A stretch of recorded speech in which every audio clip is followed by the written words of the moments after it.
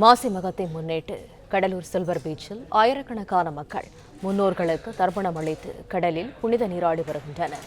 கூடுதல் தகவல்களை தருகிறார் எமது செய்தியாளர் லெஸ்ஸி ராஜா. லெஸ்ஸி ராஜா, வணக்கம். விவரங்கள் என்ன?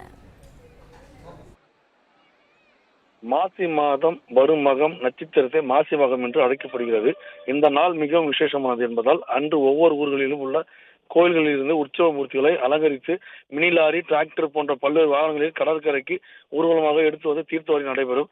அந்த வகையில் இந்த ஆண்டு மாசி மாத பௌர்ணமி என்று மாசி மகம் நடைபெறுகிறது. கடலூர் மற்றும் சுற்றியுள்ள கிராமங்களில் இருந்து டிராக்டர், மினிலாரி போன்ற பல்வேறு வாகனங்களில் உற்சவ மூர்த்திகள் கடலூர் தேவனாம்பட்டினம் கடற்கரை கொண்டு வரப்பட்டது.